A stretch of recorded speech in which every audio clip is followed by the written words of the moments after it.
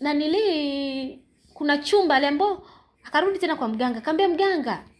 Na kabla hapo alirudi kwa mganga tena, akamwambia mganga, nimefika kule nyumbani mamangu amefariki.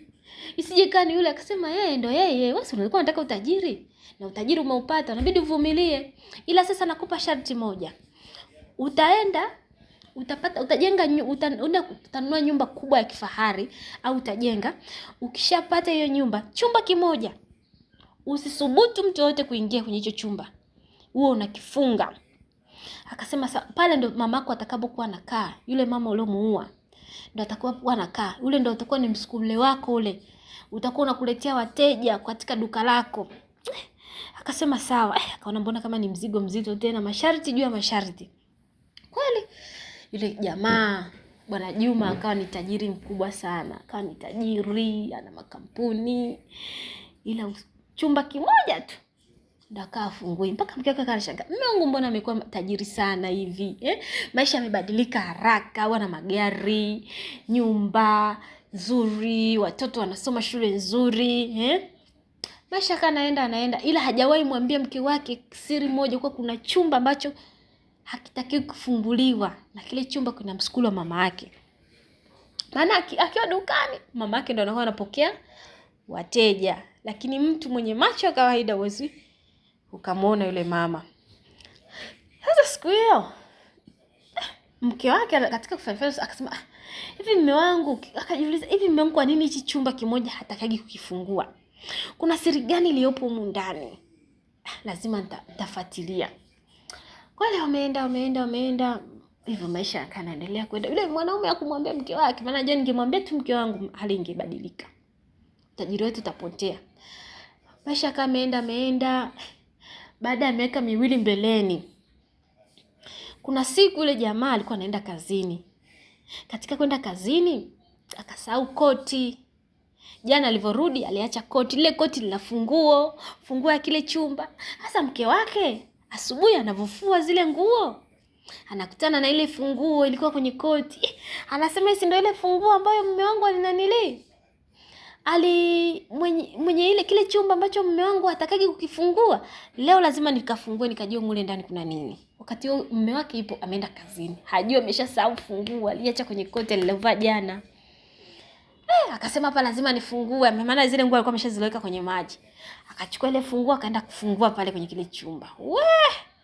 Alichokiona, alimuona yule mama mkwe wake. Mama!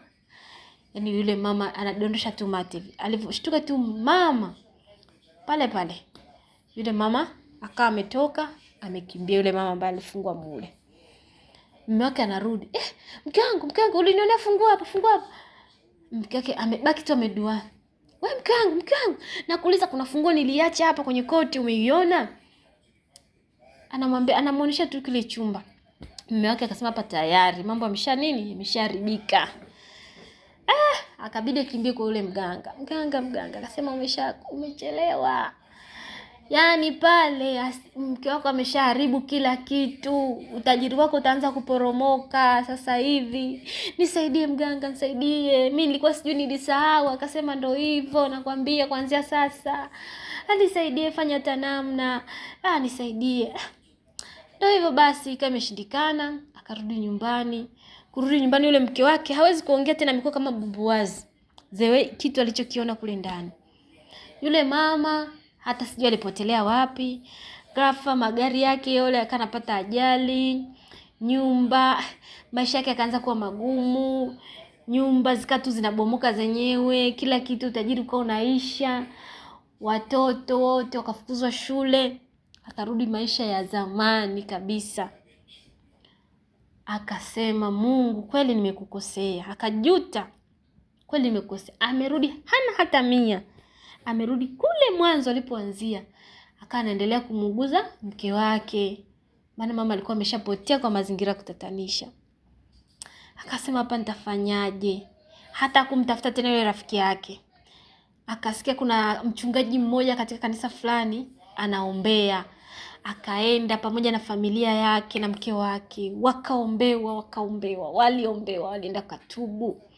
Wakasema sisi nilienda kutafuta hela za kichawi, matokeo yangu nikamuua mama yangu, matokeo yangu ni hivi na hivi. Kiukweli waliombewa, yule mchungaji aliomba, yule mwanamke akarudi katika hali yake.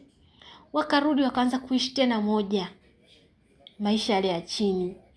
Akajifunza kitu, akasema kweli binadamu, ukimtegemea binadamu utaangamia. Weka maisha yako kwa Mungu. Mungu hata kuacha. Ndio utateseka kwenye shida na kwenye raha, utateseka, lakini mkabidhi Mungu maisha yako. Sasa hivi yule kijana ni pastor mzuri, ni mchungaji mzuri. Kiukweli tuzidi kumtumaini Mungu. Mungu ndo kila kitu katika maisha yetu.